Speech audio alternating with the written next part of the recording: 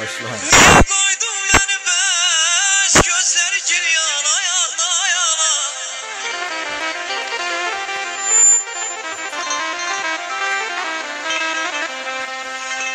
Ne kadar var nefesim yolunun üstüne gelirim. Günde 100 yol derim yoluna kurbana yana yana.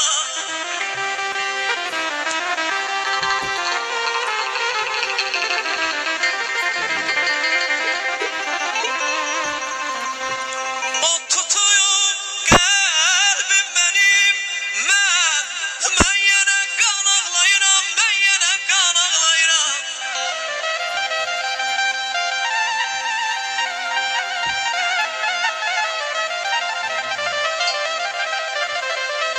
Parçamda böyle bir şeyler oluyor. O tutuyor kalbim benim.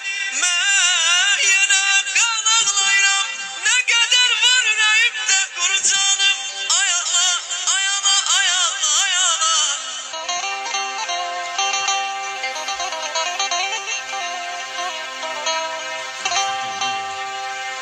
O tutuyor kalbim benim.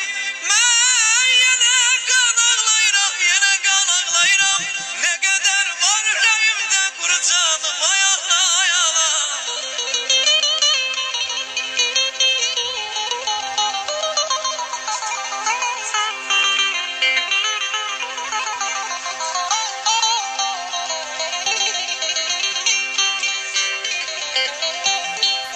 Ana yana demeyden yüreğim kan oldu gel, kan oldu gel.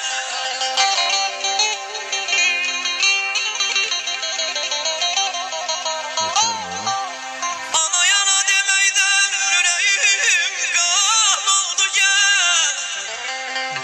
Ana yana demeyden dilim kebap oldu gel, dilim kebap oldu gel, oldu gel. Yeter mi?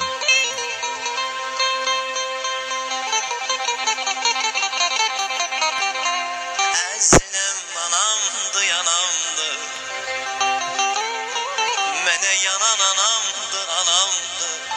Nə qədər yanan olsa candan yanamdı. Əzinem anamdı, baldan şirin anamdı. Yar şirin olsa belə candan şirin anamdı, candan şirin anamdı, anamdı, İsmail'in kaseti. anamdı, anamdı, anamdı.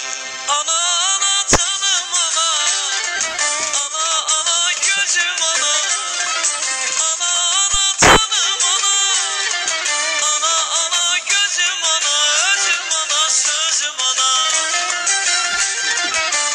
Yeter mi?